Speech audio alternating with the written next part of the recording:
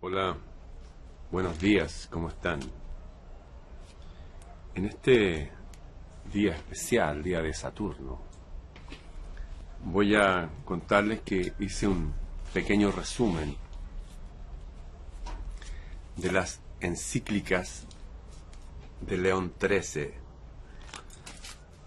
que es del cual toma el nombre el Papa de ahora.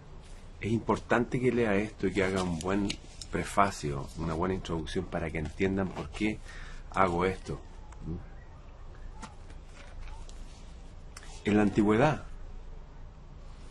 se creía que las personas vivían hasta 1000 años. Se dice que Matusalem y qué sé yo, y Enoch y Adán y muchos hombres y mujeres, por cierto, vivieron siglos. Pero a causa de cierta dinámica que se da en los seres humanos, que la vida de los humanos fue acortada a 120 años.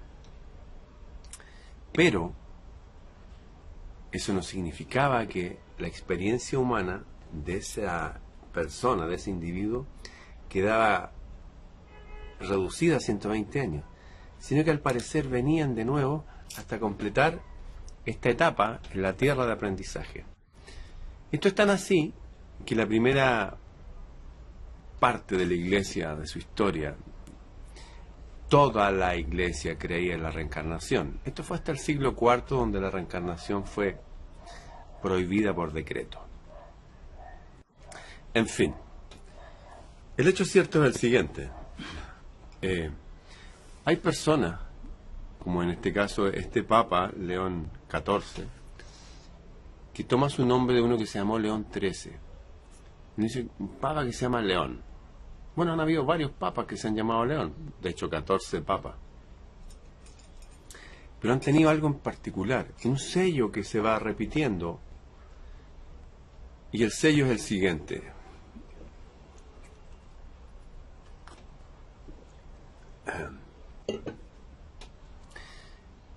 El primer Papa León fue el que se enfrentó a Atila el Huno.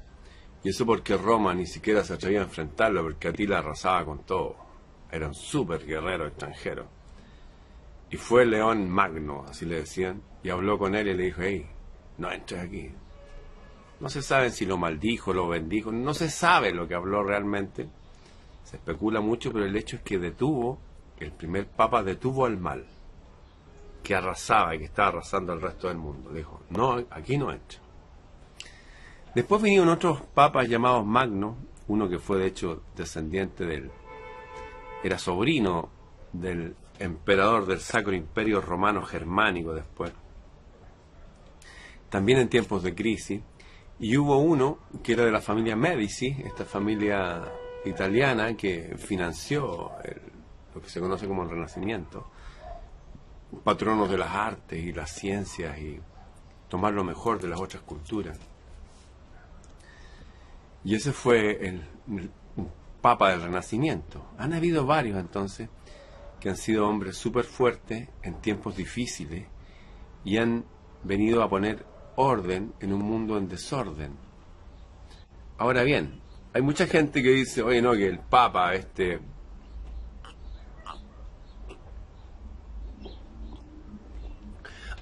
protegió a los pedófilos. Yo creo que sí, lo hizo. Y es como es las cosas nomás. Así están las cosas. Hay gente extraña en la iglesia.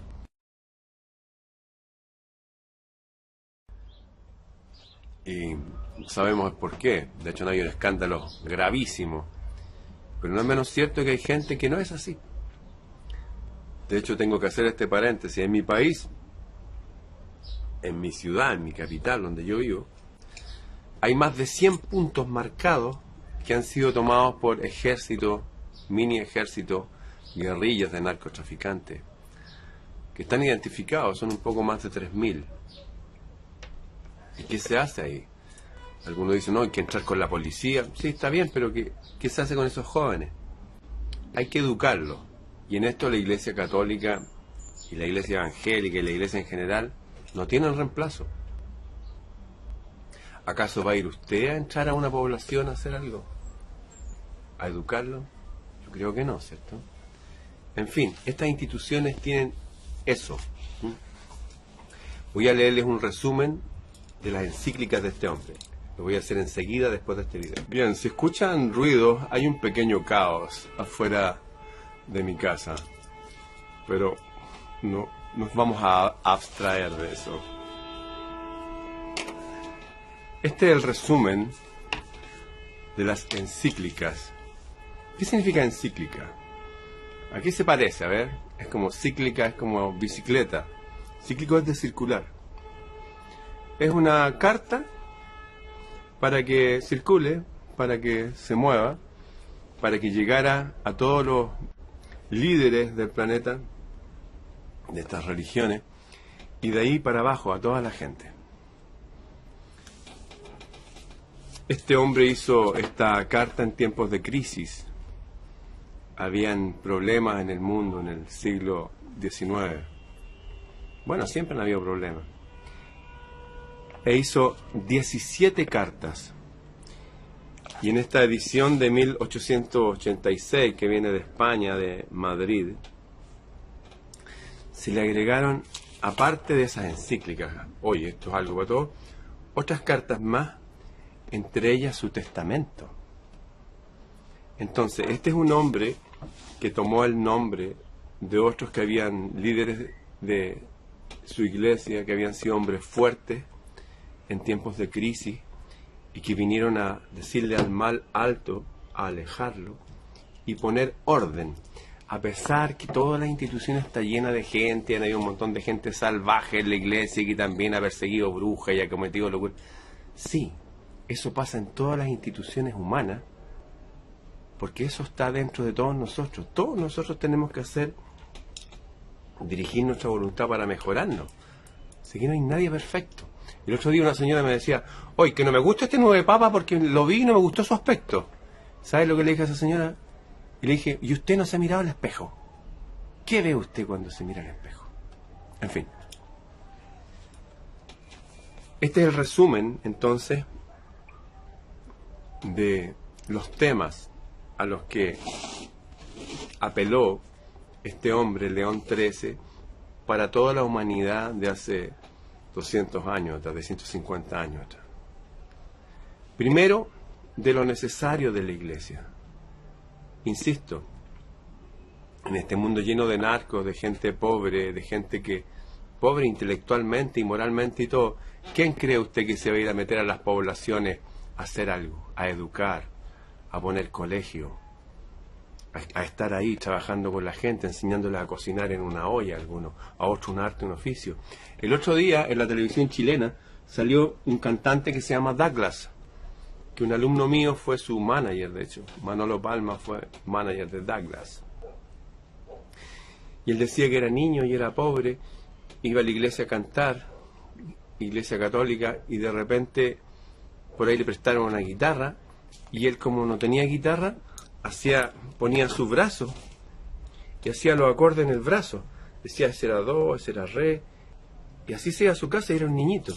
Y fue el cura de la parroquia en un barrio humilde.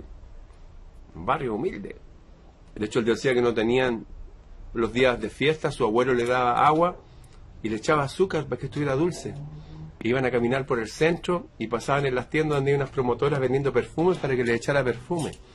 Eso era lo máximo que voy a acceder. Hasta que el cura de la iglesia, un cura bueno, que los hay, le regaló una guitarra. Y ese niñito de esa población humilde, que no tenía nada, ahora vive en Miami y es un cantante. Se casó con una mujer argentina, tienen hijos, y es un ejemplo para todos nosotros. Es un súper cantante, Douglas. En fin.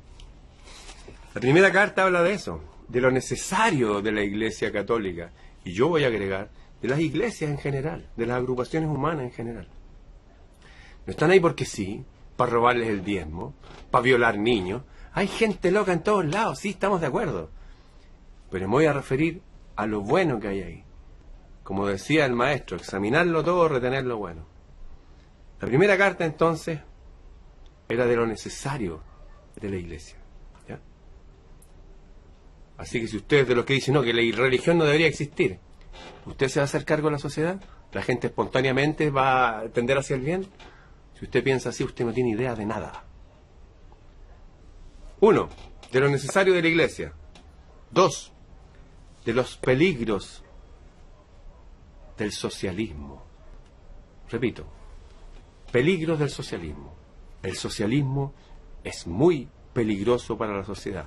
¿Por qué? Porque tomando la bandera, como que ellos fueran una iglesia y que van a ir por las personas humildes, lo que habían hecho hasta el momento, habían matado gente, habían infiltrado otras sociedades. Estamos hablando antes que pasara lo que pasó en Rusia y todo eso. De hecho, él habló de canonizar a gente de los pueblos eslavos en esa época, que son parte de Rusia también. Ya veía un peligro ahí. Ojo, porque después lo vamos a retomar. Segunda carta, los peligros del socialismo. Tercera, la restauración de las escuelas cristianas. Se dio cuenta que la sociedad había retrocedido en la educación de los niños, pues le había pasado la educación a gente laica, que a veces lo hacía hasta, como pasa hoy día, experimentar hasta con su sexualidad, lo que pasa hoy día estoy hablando. En esa época pasaban cosas similares, de cosas extrañas. Entonces dijo, hey, aquí hay un peligro, porque estos niños que están siendo mal educados así, van a ser los adultos de mañana. Así que hay que restaurar la educación cristiana, con los valores cristianos, más que hablar de Cristo y de María, no, con valores, gente de bien. 4. El matrimonio. La importancia de entender que la piedra fundamental de la sociedad, el ladrillo fundamental de esta construcción social, no son los individuos. Son los individuos cuando pasan a formar una... Uso esta palabra que es la que conocemos todos, pero el matrimonio. Matrimonio con hijos. ¿No? Criarlos bien, que no les falte nada. Cuando uno se cría bien, tiene una infancia más o menos contenida, son buenos los seres humanos. Cuando no es así, ese ser humano puede salir hacia cualquier lado. Para los que se están uniendo, que ya tengo harta gente aquí, estoy leyendo estas encíclicas, estas cartas circulares importantes en tiempos de crisis, que hizo un hombre que se puso el nombre de guerra de los que habían sido los líderes más fuertes de su iglesia para enfrentar los peligros más grandes, desde Atila el Uno hasta, según él, estoy de acuerdo con él, el peligro del socialismo y el comunismo. Ojo con eso. La quinta carta habló que habían personas santas entre el pueblo eslavo, Cirilo, una carta específica a los eslavos. La sexta habla específicamente de este tema, de ser personas de fe, de verdad, y de que los niños son santos. Los niños son santos. No son para experimentar, ni jugar, ni confundirlos, ni llevarlos a trabajos de esclavos como en esa época y tenerlos para que vivan situaciones realmente dantescas, catastróficas. Los niños son santos. No hay que tocarlos, hay que dejarlos que sean niños. La séptima carta que habla este hombre, León XIII, habla de tiempos preciosos que van a venir. A pesar que para atrás habla que, oye, estamos mal. Hay una ideología política que está avanzando, que está destruyendo todo. La relación hombre con mujer, el matrimonio, la educación de los niños. No, hay que restaurar esto y nosotros lo vamos a hacer. Él no está implorando que venga un ángel o un presidente, no. Nosotros vamos a restaurar estas cosas entre nosotros. La carta número 7 habla de tiempos preciosos que vendrán. La carta número 8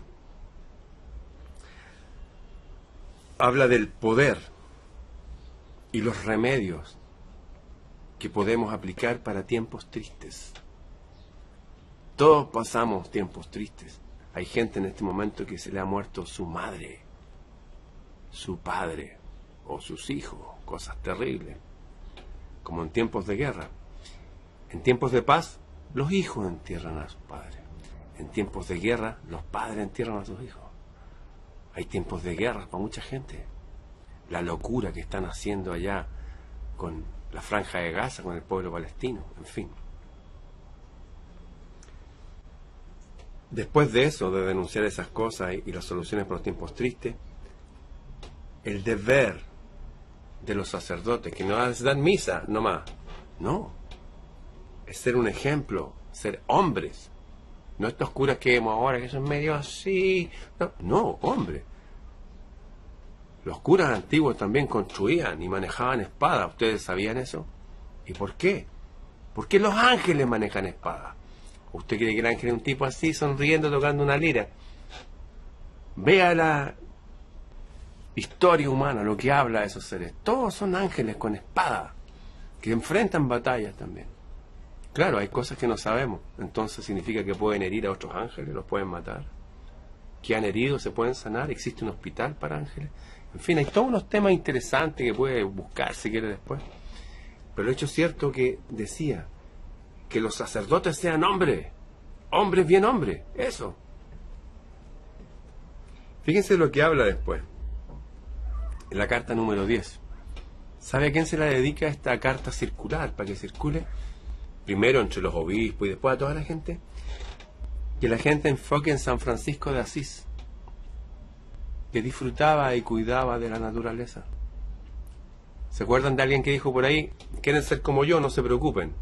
Miren las flores del campo, los pájaros, las estrellas, el cielo. La importancia de San Francisco de Asís. No es que todos seamos como Francisco de Asís, todos a pata pelada, no. Es que, oye, hay cosas importantes que retener ahí. No todos tenemos que hacer todas las cosas. Si hay una abuelita que teje bien, por ejemplo, no significa que todas las abuelitas tengan que estar tejiendo. No. Resalta un ejemplo para que aprendamos cosas de ese ejemplo. Para que parte de la luz de ese ejemplo llegue a nosotros. La carta 11 es bien interesante porque es una alabanza a todo el pueblo español, que todavía seguía siendo imperio. ¿Para qué? Por su fe. Eso, que son gente de fe, gente potente, gente buena. Acuérdense que los españoles llegaron acá y si bien hubieron unos españoles locos que destruyeron o mataron a unos indígenas, el grueso de la Hispania que llegó acá construyeron universidades, colegios, vinieron a quedarse. Se casaron los líderes de ellos con los hijos de los líderes de acá. No es que se casaban con cualquier persona, uno no funciona así. La gente funciona con su semejante. A la persona que tiene cierto nivel de educación funciona bien con la gente que maneja los mismos códigos. Es así nomás. Los gatos chicos juegan con los gatos chicos, no con los gatos grandes y viceversa. Bien. Después, fíjense esto interesante, esta alabanza al mundo hispano. Hace en la carta 12, una apología del rosario. ¿Qué significa apología? Cualquiera de mis alumnos de ahí sabe, mis alumnos de Trivium. Es una defensa. Y el rosario es un collar de cuentas como este que tiene 108 cuentas, que hace que la gente en un momento del día, o en varios, como hacen los musulmanes cuando oran, se pongan a decir oraciones. Para algunos pueden ser una estupidez eso, pero para otros, que saben cómo funciona la mente humana, los tranquiliza. Y desde ese nivel de paz pueden tomar mejores decisiones. ¿Se entiende? Es un rito para que la gente se mantenga en paz, se haga cargo de sí mismo. Simple. La carta 13, si la carta 11 alabó a los españoles, le escribe específicamente a la iglesia en Francia. Y la carta 14 tiene que ver con y lo escribe así, con la secta de la masonería. Resulta que, como les conté el 1 de mayo en mi video que hago todos los 1 de mayo, la masonería había sido infiltrada por una corriente que se llamaba los Illuminati de Baviera, que posteriormente volvieron como partido socialista, porque los descubrieron. Hasta Mozart los denunció con la flauta mágica, mataron a Mozart. No fue la masonería, fue una secta dentro de ellos. Que si ahora está dirigiendo, no, yo no me voy a meter en esos temas.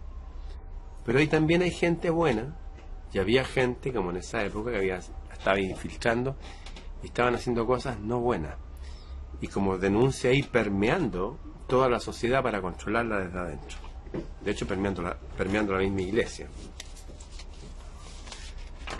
Después de eso, que es una carta dura, vuelve a hablar de la importancia de la oración y del rosario.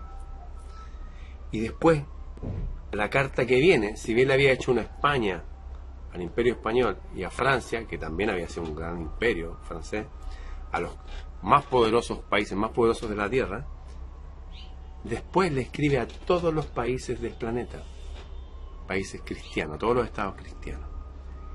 Y luego de eso, en su última carta o encíclica, habla de los tiempos buenos que van a venir, que viene un tiempo bueno. No importa lo que esté pasando, no importa esta mezcla que hay de cizaña y hierbabuena, de trigo y paja, no importa. A pesar de estas mezclas que están en la sociedad y en todos nosotros, vienen tiempos buenos. Y ahí terminan las encíclicas de este León XIII, que se las quise resumir, porque yo heredé esto dentro de una biblioteca que heredé de un sabio jesuita, que me llegó, no sé, los que siguen mis videos saben. Y esto es por algo, así que quise resumírselo. Los que estén interesados en estos temas, si hay algún católico entre ustedes que quiera meterse, seguramente debe estar hasta en internet, esto no lo sé. Pero, después que termina la encíclica, esta editorial de Madrid le agregó 4 cartas más, haciendo un total de 21. La carta que viene, que no es una encíclica, son sus pensamientos, ¿sabe de qué habla? De la libertad, de la libertad humana. Y la carta que viene habla de lo siguiente: ¿usted tiene fe? ¿Usted sigue al tipo de Galilea? Habla que usted tiene un deber con ese conocimiento. Importante. La carta que viene, la carta número 20, es su testamento. El testamento de este hombre que vino a poner orden cuando no tenían un estado ni nada. Él solo. Hacer casi como de una especie de diplomacia con los otros estados. Habla de su testamento. El testamento de León XIII. Y la última carta empieza hablando las cartas de lo necesario de la Iglesia y de los peligros del socialismo y el comunismo, que es lo mismo. Son diferentes estados de lo mismo. Habla del estado actual de los obreros en una época de industrialización, que el espíritu humano, ávido a veces de ganancia, empieza a volver a la neoesclavitud. Y habla de la importancia de los obreros y de sacarlos de ese estado en que la sociedad lo está introduciendo. La gente abandonando los campos, yéndose a la ciudad. Vinieron grandes pedidos de pobreza y la gente no tenía para comer. Por último, en el campo ordeñaba leche, sacaba un huevo de la gallina. En las urbes se mueren. En fin, empezó a hablar de la importancia. Por eso se habla el verdadero papa de los obreros y de la gente humilde, él. El primero que hablar de los peligros del socialismo. En fin. Bien, queridos amigos y amigas, fue un resumen de las encíclicas de León XIII. Nos vemos.